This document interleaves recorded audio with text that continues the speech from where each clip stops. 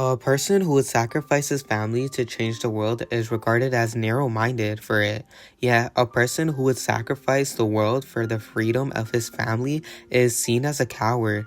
Itachi Uchiha and Eren Yeager both bounded to their fates by trying to change the world in a short period of time fall under one category, the archetype of a tragic hero.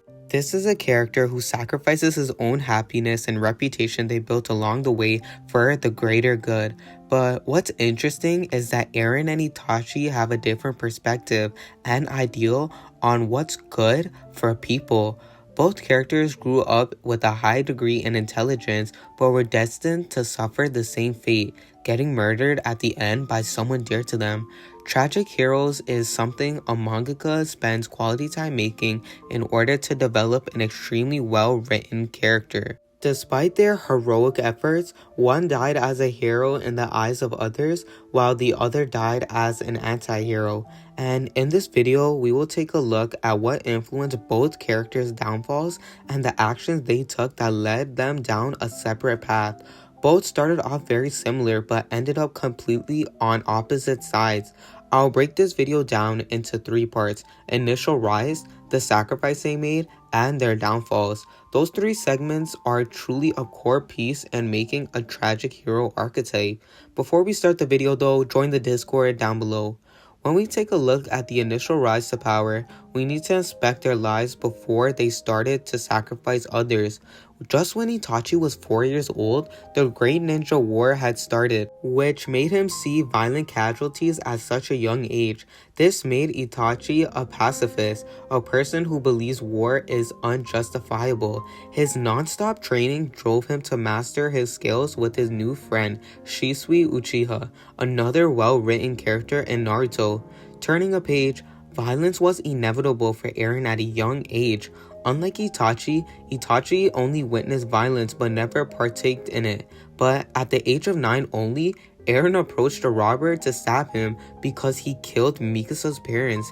He expressed no remorse for the robber's life, violently creating a path to become a tragic hero. From this point on, we see the stars aligning for their destined fate. During the Nine Tails attack, rumors started to circulate around that the Uchiha clan had relations with the attacker that struck the Hidden Leaf. This left relations sour between higher ups in the Konoha and the Uchiha. They ended up relocating them to the edge of the village, making it easier for the Leaf Village to monitor them.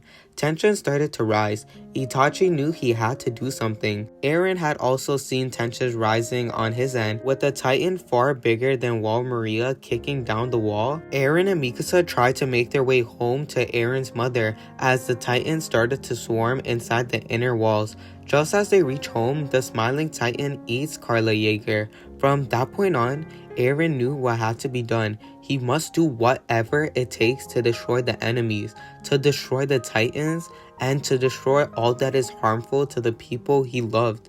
Influences at a young age plays a crucial part in decision making. For Itachi, he has Shisui. Even though he wasn't that much older, he did act as a mentor, furthering Itachi's ideals for peace and the need to sacrifice for the greater good. Whereas Eren had a mysterious father that never really opened up and expressed his love towards Eren in a fatherly way, which moved Eren to become more cold-hearted at a young age. We can see a clear similarity between Itachi and Eren. Both external circumstances pushed them to be a tragic hero, to commit to a decision right there and then. But the question that needs to be asked is, at what cost? This is where we both see characters reacting differently to violent remarks at a young age.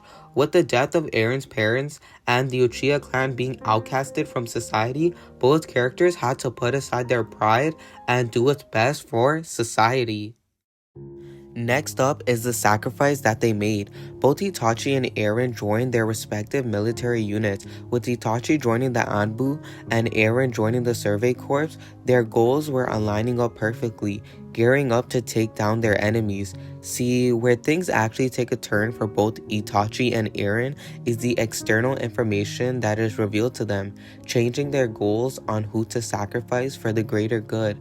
See, Itachi was led on a secret mission by his father Fugaku by infiltrating the hidden leaf from the inside. He encourages Itachi to climb the Anbu ranks as a means of spying on the hidden leaf in hopes the Uchiha clan can overthrow them. Perhaps they can finish what Madara started a long time ago, recapturing the village, finally getting Konoha all to themselves. Although we see one of the biggest plot twists in all of Naruto. The tragic hero Itachi chooses society over his own family. Itachi realizes if he helps his father overthrow the hidden leaf, it would cause an outbreak of wars between other villages and would cause the life of innocent children and the elderly, which Itachi could not do.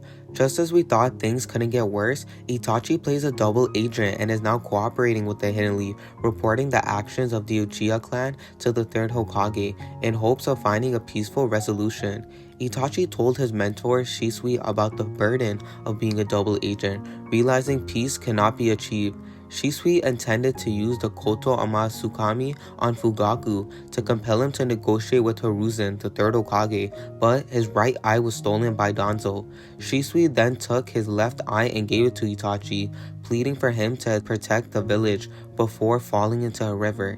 Itachi, feeling guilt and remorse, awakens the Mangekyo Sharingan. The next day, many gained suspicion over Itachi, as many thought he killed Shisui, and the time comes to slaughter his own clan. Itachi realizes enough is enough and he cannot fix the ways of the Uchiha clan, so it must be done. Killing all the members but his younger brother Sasuke, promising his father he would look after him. He wasn't praised lightly in the beginning. He was known as a coward in the village, betraying the trust of his own people. But to the audience's eyes, he was known as a hero, saving potentially millions of lives by de-escalating any type of war, by killing all the members in his own clan. Just in one night, Tobi and Itachi wiped out the clan.